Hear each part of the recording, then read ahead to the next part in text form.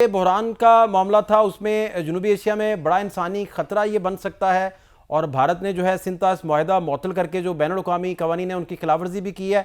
अमरीकी जरीदे ने बड़ी डिटेल सर इस पर रिपोर्टिंग की है और फैक्ट्स को सामने रखा है। एक तो मैं चाहूँगा कि इससे शुरू कर लेते हैं, बाद में फिर ईरान की सूरत हाल और दीगर कुछ मामला भी आपसे सर रहनुमाई चाहिए होंगे। जी बिल्कुल, ये पानी का मामला जो है ये बहुत ही संजीदा है पाकिस्तान के लिए। और पाकिस्तान की नेशनल सिक्योरिटी कमेटी तो पहले ये कह चुकी है कि अगर पानी रोका गया या उसको डाइवर्ट किया गया जी तो ये ठीक नहीं होगा, ये एक्ट ऑफ वॉर होगा। तो हमारे लिए बड़ा संजीदा है। मैं बल्कि एक और आर्टिकल देख रहा था, विवेक काटजू साहब ने भी उनके लिखा हुआ था। वो कहने लगे जी पाकिस्तान को तो हम ये पूरे सिस्टम में से 80% पानी जाता है, भारत को वैसे 20% आता है, तो इसलिए मतलब वो एक ग्राउंड बना रहे हैं अपने मुल्क की जो पॉलिसी है उसको जस्टिफाई करने के लिए।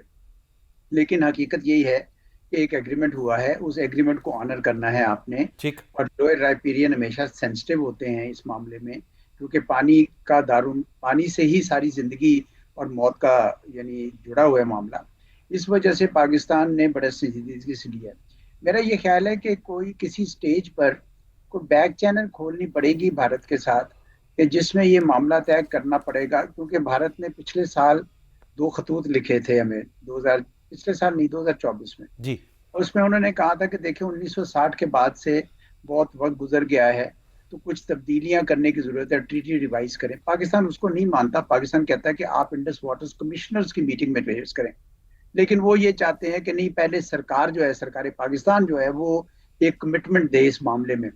तो मैं समझता हूँ कि पाकिस्तान को ये करना चाहिए कि पाकिस्तान कहें कि देखिए पहले आप ट्रीटी रेस्टोर करें, जवाबन जी हम एक एडिशनल प्रोटोकॉल जिसमें वो चेंजेस जो आप सजेस्ट करना चाहते हैं, मिसाल के तौर पर डेमोग्राफिक्स चेंजेस हुई हैं या एनवायरमेंटल चेंजेस हुई हैं, उनके ऊपर हम बात कर सकते हैं।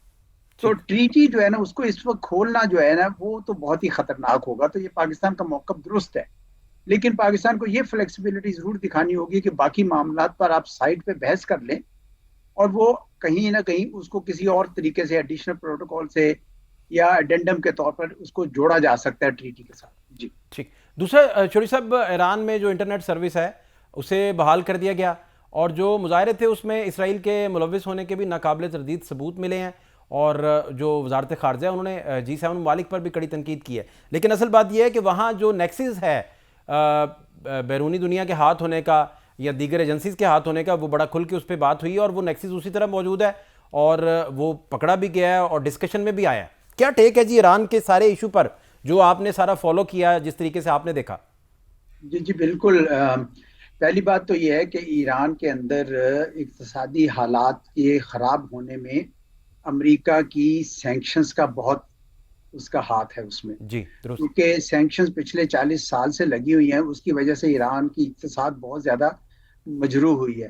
तो चुनाचे आए, पहले भी इस किस्म के प्रोटेस्ट वहाँ पे होती रही हैं। 1999 में हुई, फिर 2007 में हुई, फिर 2017 में हुई, फिर 2022 में हुई, जो होती रही हैं। कुछ समाजी घुटन के मुतल्लिक भी हैं, लेकिन ज्यादा इक्तिसादी अमूर पर ही होती रही है। और ये ठीक। भी उसी तरह हुई थी। और पहली वालों पे भी ईरान ने काबू पा लिया था। इस दफा स्केल ज्यादा इसलिए बढ़ गया क्योंकि ईरान ने अपने बीच में से लोग इन्फिल्ट्रेट कर दिए। और उनके अपने जो एक कौन सा मिनिस्टर है, उनका एक मिनिस्टर है, उसने भी कहा इसराइल के कि वाकई हमने बंदे भेजे। तो वो आप सही कह रहे हैं कि नाकाबिल तरदीद सबूत तो वो खुद मान रहे हैं कि जी बंदे बंदे भेजे थे। तो इसलिए मामला थोड़ा सा भड़क गया था, वरना ईरान की हुकूमत ने काबू पा लिया था। अब ये तो बहाना चाहते थे अमेरिका और ईरान, इसराइल, कि चलो ईरान को कमजोर किया जाए। तो उन्होंने मौका पाया। पहले तो कोशिश की कि जी रिजीम चेंज हो जाए, शाह के बेटे को खड़ा कर दिया, ये वो, लेकिन वो नाकाम हो गया सारा। तो फिर उसके बाद उन्होंने कहा, सोचा कि हम कोई ना कोई स्ट्राइक जरूर करें, ताकि ईरान के जो मिसाइल के जो डिपो हैं, जो उनकी बहुत ज्यादा बड़ी स्ट्रेंथ है। 12 रोजा जंग जब इसराइल के साथ जून 2025 में हुई थी, उसमें उन्होंने साबित कर दिया था कि हमारे पास मिसाइल की कुवत है। उसको ये अब खत्म करने के दर पे थे। खैर वो आसान इतना नहीं होगा। और तीसरी बात यह है कि ये अमेरिका अगर कोई स्ट्राइक करता है, अभी उन्होंने कॉल ऑफ नहीं की है, अभी भी उन्होंने कहा है कि हम कर सकते हैं।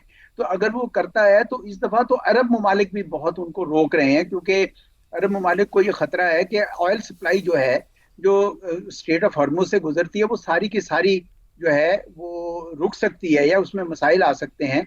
प्लस इन अरब ममालिक में अमेरिका के अपने अड्डे हैं जो जिन पे भी निशाना बन सकता है। इस वजह से मेरे ख्याल में इस दफा अमेरिका का वो हाथ चला नहीं है। अब मामला काफी हद तक दब गया है।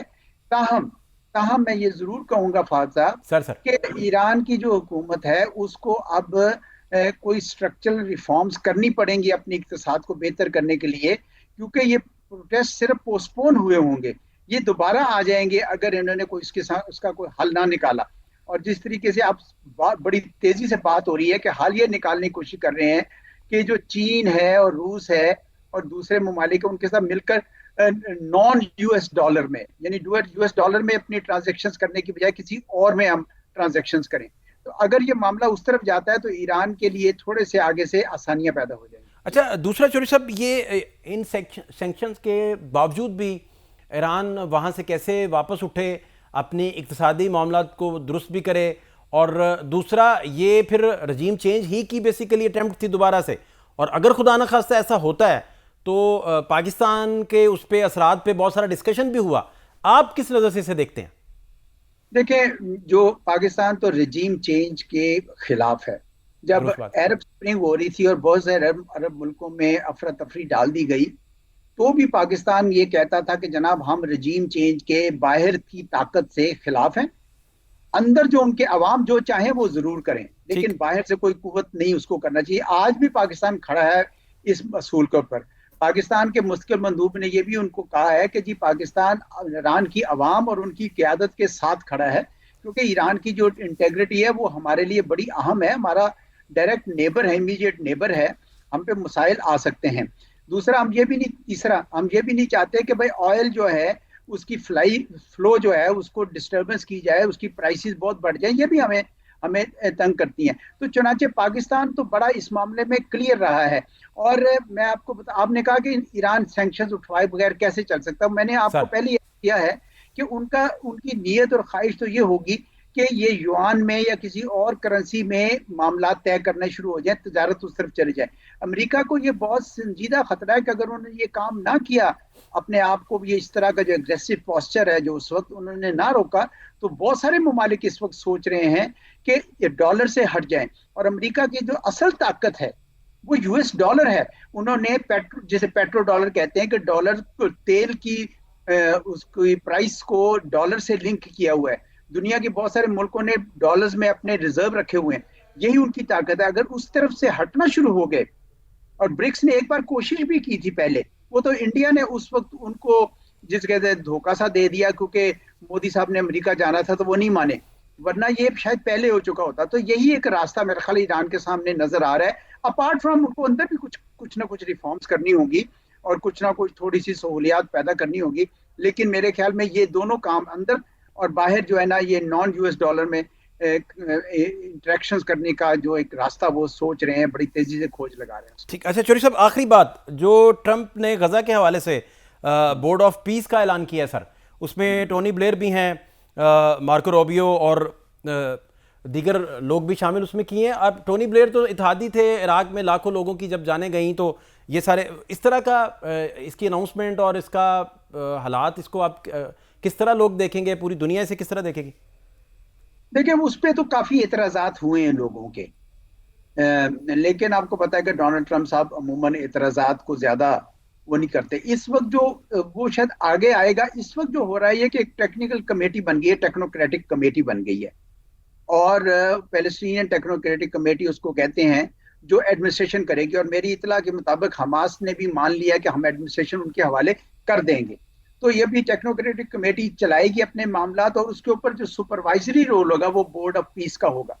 बीच में एक और मामला भी जिसके ऊपर अभी बात यानी कोई तय नहीं हुई, वो ये है कि स्टेबलाइजेशन फोर्स जो है वो कैसे काम करेगी, क्योंकि पाकिस्तान जैसे ममालिक जो थोड़ा इस बारे में फिक्र रखते हैं कि भाई ये आप स्टेबलाइजेशन फोर्स लगा दें और दूसरी तरफ हमास जो है वो डिसआर्म ना हुआ हो और इजरायली फोर्सेस ने विड्रॉ ना किया हो, तो ये स्टेबलाइजेशन फोर्स तो दोनों क्रॉस फायर में फंस जाएगी।